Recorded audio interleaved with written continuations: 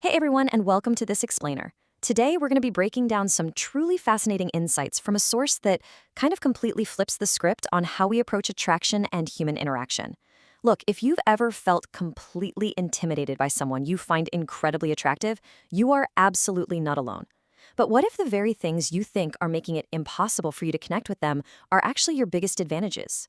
Throughout this explainer, we're going to visually deconstruct this massive relationship myth and give you a structured psychological framework for transforming how you interact with people you might normally find intimidating. We'll look really closely at some deeply ingrained social behaviors and see exactly why the standard everyday approaches just completely fail. So get comfortable and let's unlock the psychology of engaging interactions. Okay, let's dive right into this. There's a major mental trap so many of us fall into.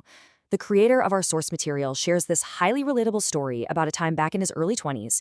He used to work from this cafe, where, in his words, the most beautiful girl he'd ever seen was working. And what did he do? Well, he decided in advance that a connection was mathematically impossible.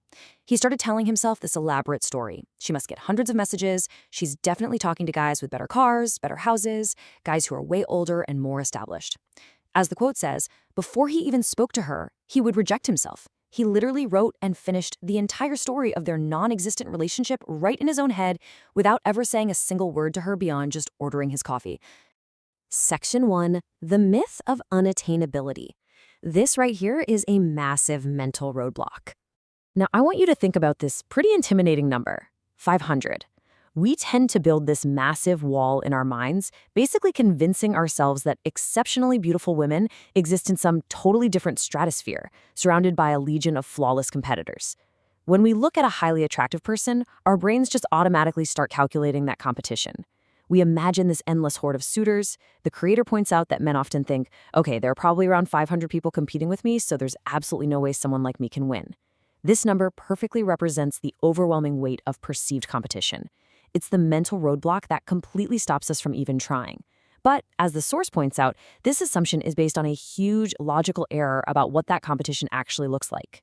This is a brilliant paradigm shift you need to make. You aren't actually competing against 500 unique, dynamic competitors. You're competing against one incredibly boring strategy repeated 500 times. Think about what those 500 messages actually say. You're so beautiful. Hey, gorgeous, you look amazing, right? It's literally 500 people opening with the exact same physical compliment, making themselves fully available, and then just sitting there waiting. That isn't a competition of 500 individuals. That is one single strategy that has already failed 500 times. Once you start seeing it this way, the competition suddenly doesn't look so fierce, does it?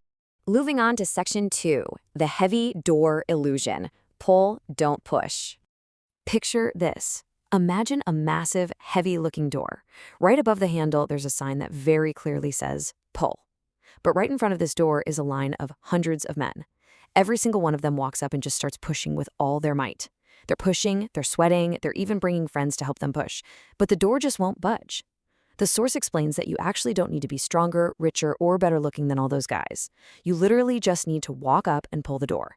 The crucial point to remember here is that the door isn't heavy because of the competition.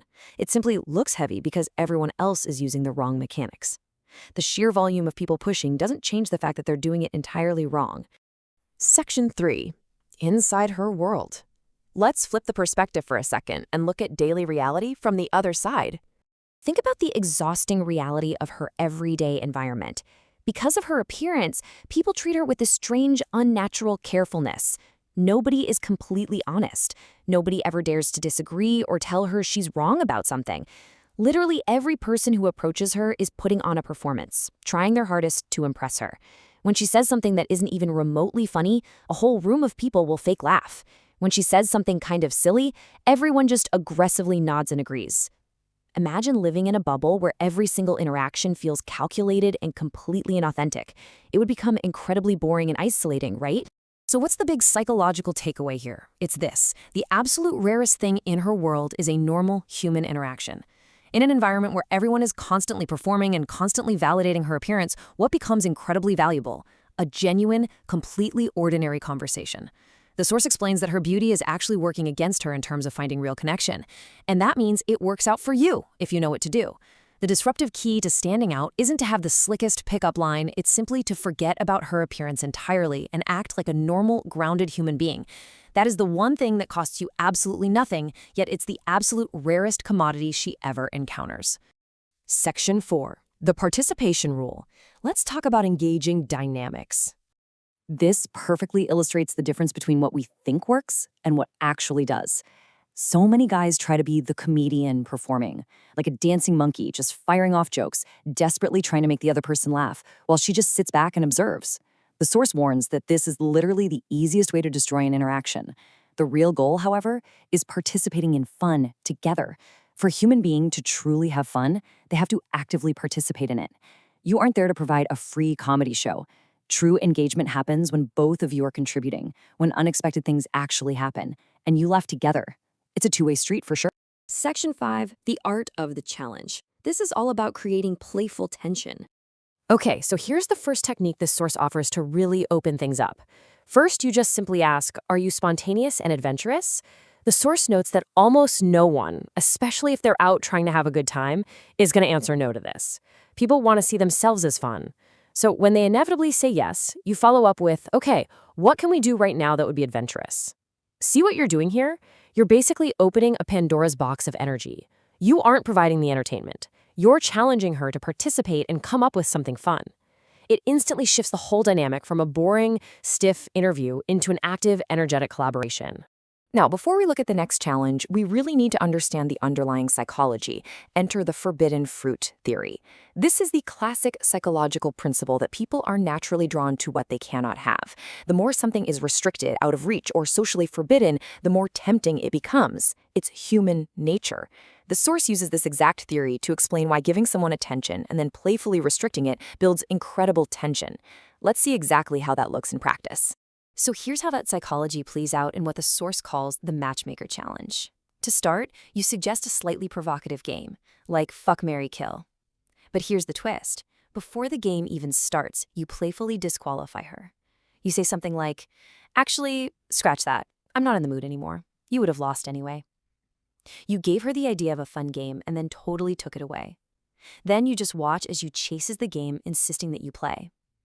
Once you're finally playing, you pick the least compatible, lowest value guys in the room and jokingly pair her up with them. You playfully accuse her of being completely, hopelessly in love with a terrible match. You're teasing her, pulling your validation away, and making her actively participate to keep the fun going. And that brings us to another brilliantly simple technique, the ridiculous disqualifier. You just ask an utterly arbitrary question, something like, cats or dogs, or red or blue? The catch is, no matter what she answers, you violently and playfully disagree. Then you playfully declare that you can never ever be friends. Oh, you're a cat person? Yeah, no, this is never going to work. We can't hang out. This is so powerful because you're low-key friend-zoning her over something incredibly trivial. It adds this super playful, teasing vibe, and ironically, disagreeing with someone who is used to everyone constantly agreeing with her instantly builds intrigue and tension. Which brings us to one final, pretty provocative question I want to leave you with today. We've seen exactly how standard strategies fail. We've taken a look inside the isolating bubble of the highly attractive, and we've reviewed the actionable rules of participation and playful challenge. The mechanics are laid out right in front of you. So, I have to ask you, now that you know the heavy door isn't locked, and then it actually opens super easily when you simply pull instead of pushing, what's stopping you from walking through? Take these concepts, test them out in the real world, and change the way you interact with people. Thanks so much for joining me for this explainer, and keep learning.